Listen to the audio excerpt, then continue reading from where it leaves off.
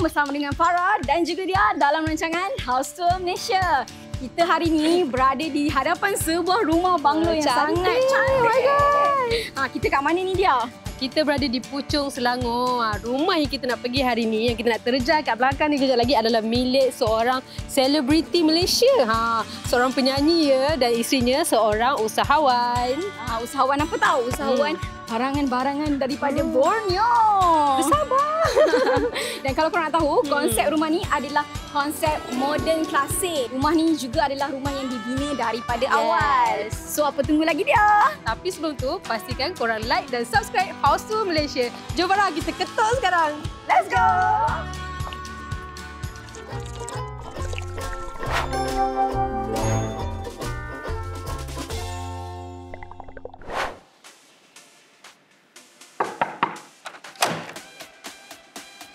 Hai, House Tour Malaysia. Selamat datang ke rumah saya. Jemput masuk.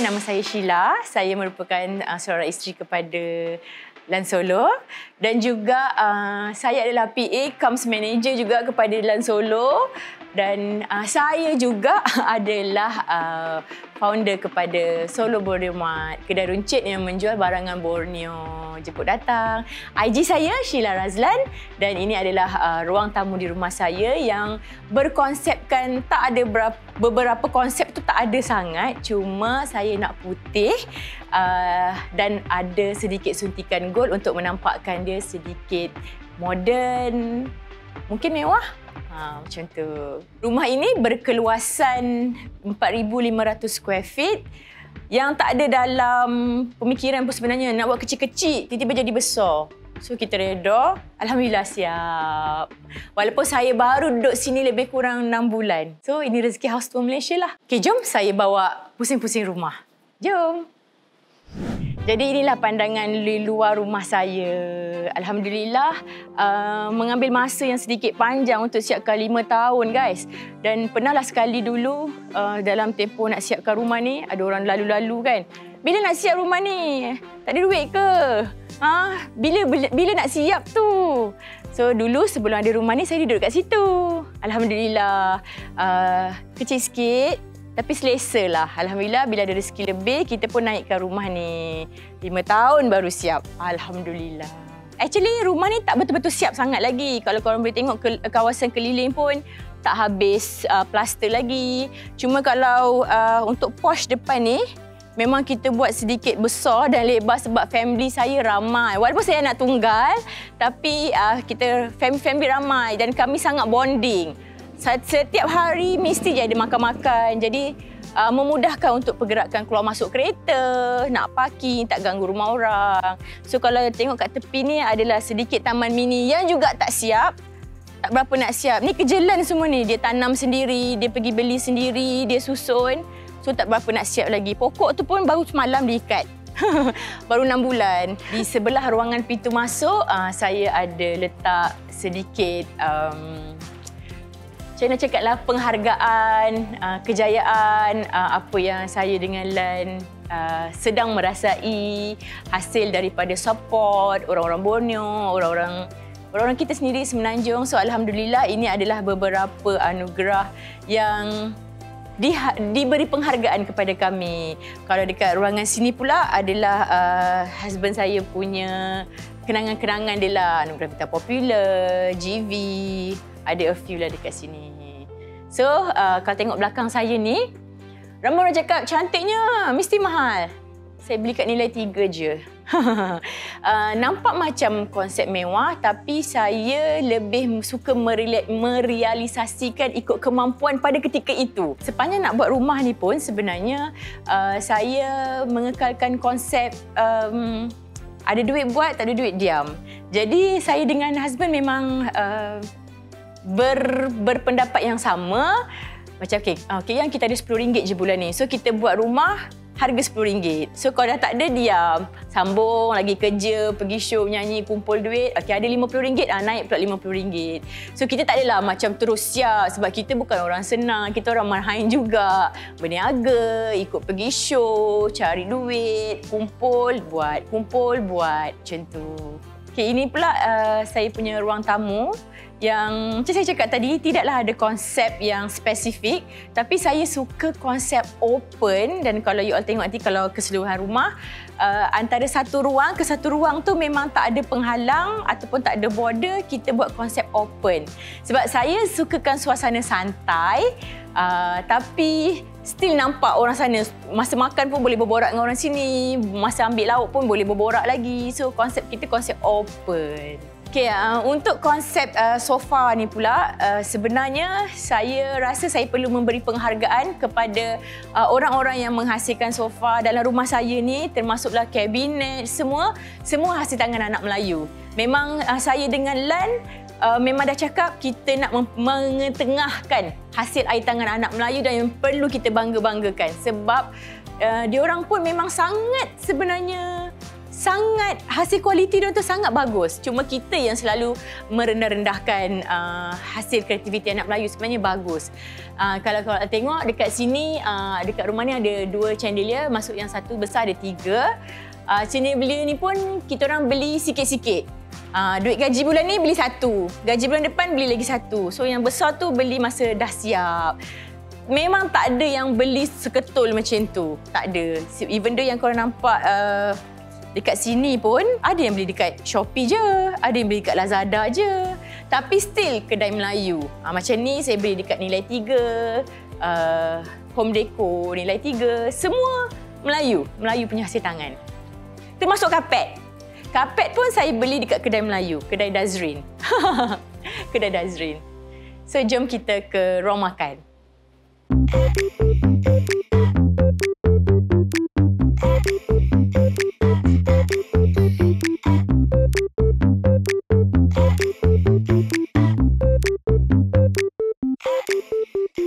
Ini pula saya punya ruang makan. Ruang makan ni sebenarnya epic tau sebab meja ni adalah meja daripada rumah lama.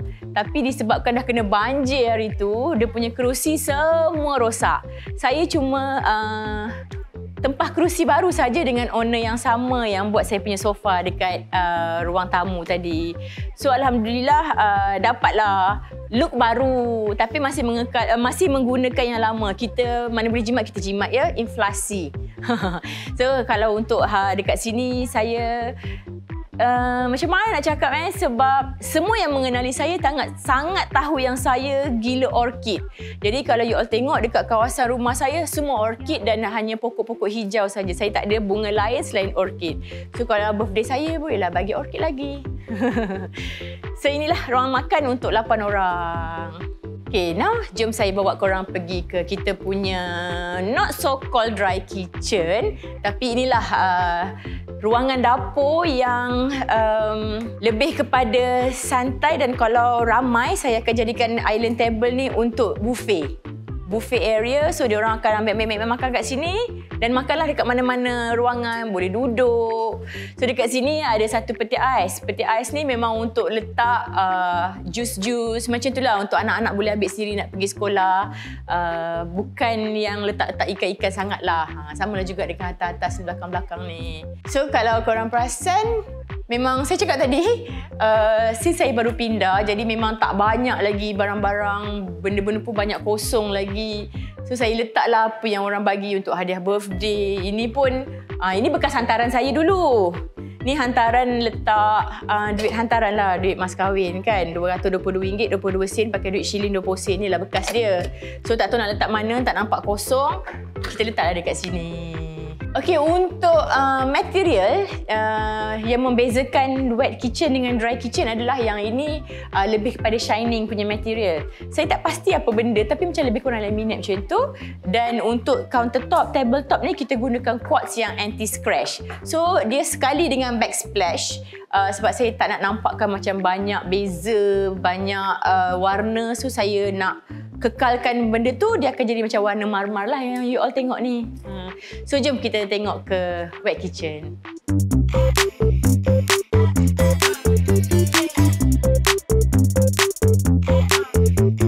Daripada hall nak ke wet kitchen, saya letak pintu yang macam ni supaya orang tak nampak messy kat dapur. Orang Melayu mesti nak masak macam tu juga kan, pakai api apa semua. Jadi selain daripada tu, untuk mengelakkan naik bau kepada langsir-langsir semua, itu tips. Naik bau apa semua, minyak-minyak splashing tu. So saya buat pintu ni, kalau daripada sana orang tak perasan pun ni wet kitchen. So cepatlah masuk. So terus Ayu akan nampak peti ais yang menyimpan segala hazanah. So ini kita punya microwave. Microwave ni ada cerita juga sebenarnya. Sepatutnya saiz dia lain, tapi terbeli saiz lain. Tapi tak apalah kan, yang nak pakai ke kita. So ini oven yang saya belum pernah guna lagi. Sebab saya tak tahu nak buat apa dengan oven ni. Tapi orang ada oven, saya nak oven. So oven lah, tak tahu nak buat apa. So inilah ruang masak kita. Ruang masak. Cuma saya memang request dekat LAN, saya tak nak dapur yang induction. Sebab saya rasa tak puas masak kalau tak ada api keluar. So saya memang nak juga api. Dan kalau you all nampak ada pipe kat sini, memang memudahkanlah untuk kalau korang masak sup ke, masak benda-benda yang memerlukan air. Tak perlulah korang ambil ni, mop kan tumpah pula kan. So kita terus buka aja dekat sini. Dan dekat sebelah sini pula lebih kepada ruang-ruang macam simpanan kita punya kopi, teh, gula kan. And then ni kita punya bahan-bahan lah. Dan kita punya laundry kat sini. And then tabletop dia adalah untuk letak-letak kita punya barang. Macam sabun-sabun supaya tak mess up. Saya tak suka campurkan kalau beras dengan ni campur sekali, saya tak suka. So saya letak macam ni satu ruang untuk laundry punya barang je. Laundry termasuklah kain buruk, whatever semua kat sini. Dan kalau nampak kat sini, meja ni sebenarnya meja daripada rumah lama juga yang terselamat daripada banjir sebab kaki dia besi. Kalau banjir tu semua dah habis tu, alhamdulillah lah. Ini memang ruang family yang lebih santai. Korang pun tak rasa macam, tak adalah anak-anak saya macam berjaga-jaga sangat makan kan. So macam okay, kalau nak sepah-sepah dapur ni. Macam tu. So jom saya tunjuk ruang veteran.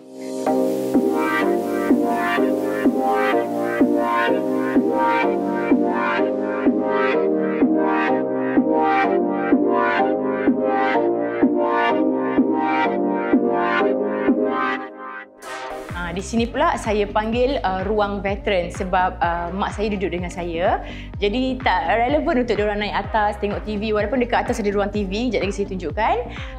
So ini adalah ruang yang paling selesa untuk orang tua-tua. Kadang-kadang makcik-makcik saya datang, family-family yang sakit lutut. So diorang akan berkumpul dekat sini. Selain dekat depan tadi, so inilah ruang menonton. Ruang menonton yang tidak mengganggu kepada ruang depan tadi. So kalau nak bising-bising semua kat sini, jadi tak mengganggu orang nak makan kat depan dan juga tak mengganggu tetamu-tetamu yang datang untuk urusan-urusan kerja atau sebagainya lah.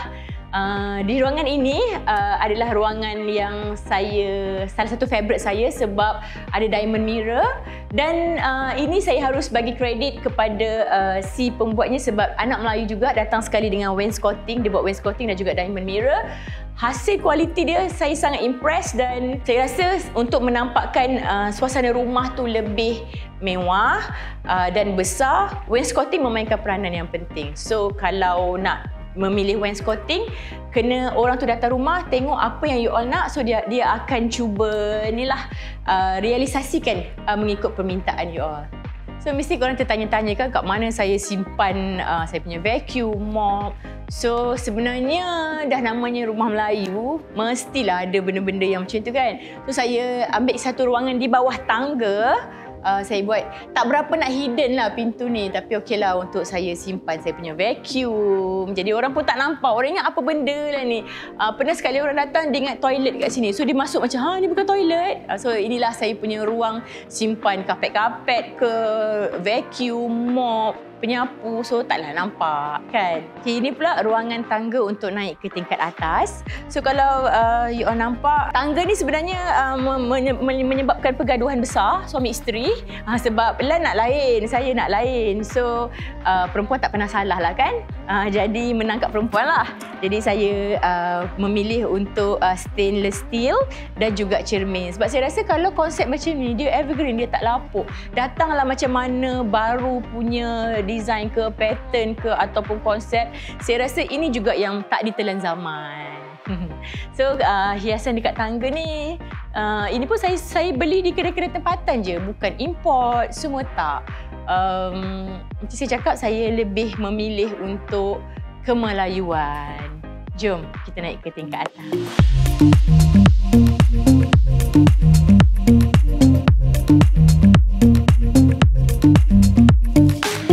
Untuk ruangan tangga naik ke atas, ini adalah antara salah satu idaman saya dengan Lan, impian untuk ada chandelier. Sebab kami pernah duduk di rumah setinggan, kami pernah duduk di rumah flat, PPRT kos rendah. So Alhamdulillah, mungkin rezeki selepas kahwin, rezeki anak-anak yang kami tumpang, Alhamdulillah dapat sebiji rumah, sendiri punya design, dan tercapailah impian nak ada chandelier yang begini.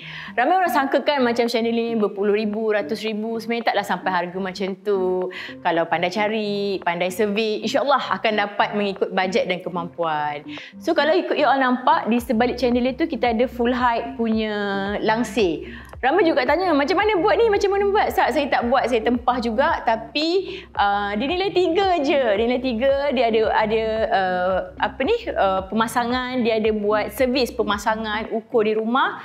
Termasuk semula dia pasang dan dia iron. So jangan risau, siapa yang tak ada idea, tak tahu nak pasang macam mana, boleh je tanya diorang servis apa yang diorang buat. Okay, di sebelah tangga, ini adalah ruang untuk kami solat jemaah dan juga ruang untuk anak mengaji. Jadi kalau ada preparation ke, diorang nak exam ke, solat hajat ke, solat berjemaah, memang kita buat dekat ruangan ni.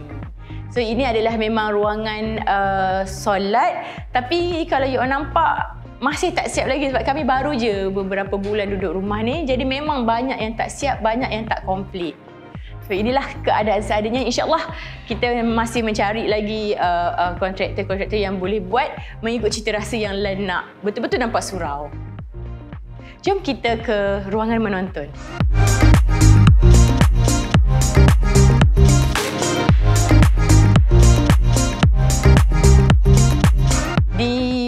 Bahagian menonton, sebelum masuk tu, kalau you perasan, ada satu tembok yang ada dua pintu masuk. Sebenarnya ikut plan asal, tembok ni tak ada sebab saya nak mengekalkan konsep open. Tapi setelah berfikir-fikir semula, suami saya kata takut belah malam kan cahaya masuk, orang lalu lalang nampak kita pakai baju tidur ke, jadi macam tak manis kat situ. Terciptalah dinding pembahagi antara ruang menonton, ruang solat dan juga ruang menuruni tangga. But okey, tapi menarik juga. Cuma kalau korang perasan, di sekitar rumah saya tak ada pun portrait family ataupun gambar-gambar family. Sebab memang Lan tak nak. So kita kekalkan je lah Allah Muhammad, macam tu. Jom kita ke ruang menonton kat sebelah.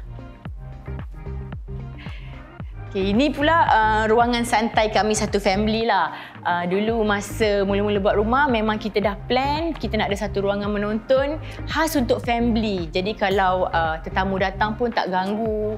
Dan biasalah kalau anak-anak kecil-kecil ni, dia punya bersepah tu kekerapan dia selalu. Jadi memang kami decide untuk adakan satu ruang family. Satu ruang family dekat sini lah kita punya ruang menonton, ruang berborak-borak, bercerita pasal balik sekolah, balik kerja.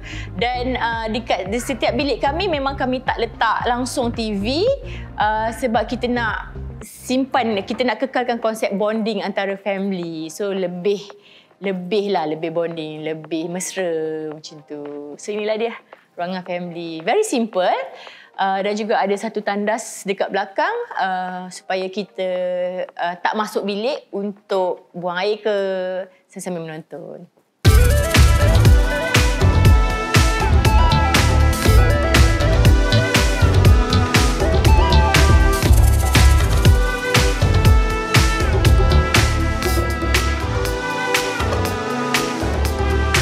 Okay Farah, kita nak cakap thank you so much kepada Kak Sheila sebab sudi feature dalam House Tour Malaysia. And kalau korang nak tahu, ini antara episod yang pertama, episod selebriti yang House Tour. Yes, betul. Kita juga nak ucapkan terima kasih juga kepada Abang Lan kita lah, Abang Lan Solo kita kerana sedia juga untuk benarkan pengembaraan kita hari ni. Terima kasih juga dekat House Tour Malaysia sebab sudi menjejakkan kaki ke pondok kami. Pondok lah ni, Alhamdulillah. Terima kasih banyak. Yang terkurang tu minta maaf. Lambat makan sikit tadi kan? Lah.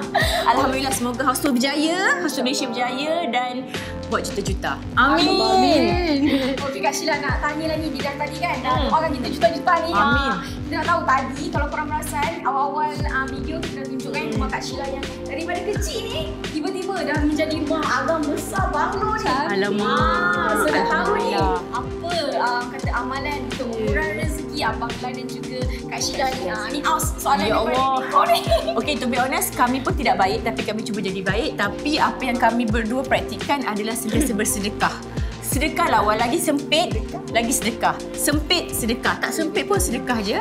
Dan yang paling saya salute adalah pada husband saya lah. Dia tak pernah tinggal duha. Alhamdulillah. Saya pun tinggal juga. Tapi itu mungkinlah antara amalan. Dan kalau lelaki, kalau boleh lah, jaga mak. Lelaki jaga mak, insyaAllah rezeki tu tak putus. Betul tak Abang Cameraman? Itu antara rezeki apa Ya, kata? betul. Rahsia kerja. Solo, Betul. Rahsia Kerja seorang anak. Betul. Selain Dan tu tadi Abang Lan ada juga cerita yang dia kata jangan juga lupa untuk bayar zakat. yes, saya bayar zakat bagi orang makan. Bagi sesiapa saja makan, tak kisahlah dia kaya ke, dia miskin ke, dia tak ada ke, bagi orang makan. Itu sangat-sangat berjarak. Yes, bagi orang makan. Kita orang ni. Jangan berkira dengan makan, bagi orang makan. Betul. Thank you Kak Sheila. Thank you Kak Sheila. Amin. So korang kalau korang nak ikuti kata journey home decor Kak Sheila ni, nak tahu lebih lanjut ni kat mana Kak Sheila punya beli tu ini, korang boleh follow Instagram Kak Sheila iaitu Sheila Razlan atau boleh je ke Lan Solo Official. Yes, betul. okey, ni pula kita daripada House Tour Malaysia, daripada Jiham Kaligrafi. Thank you. Yeah. Cantik. Cantik kan? Nanti letak dekat situ Dan juga Oh DAG, my God. Bangkal 7 bintang. Cantik kita. Dan satu lagi, ada lagi satu. Ada lagi? Ada. Malam ni. Dah macam bunga. Malam ni. Dia seram lah kita. Wah. Besok positif pula. Lan Solo kita dapat tonton dengan bantal. Macam mana ni? Mana yang keluar lah berita baru ni? Ya. Aduh, positif pula. InsyaAllah kita doakan baik-baik je ya. Terima kasih House Tour Malaysia. Okay guys, sampai ni saja untuk episod kali ini. Untuk korang yang baru jumpa channel ni, jangan lupa untuk like dan subscribe and tinggalkan komen-komen yang positif dan jangan lupa juga untuk komen episod ni. Yes, kena viral okay? Baru dan juga Sheila Razlan.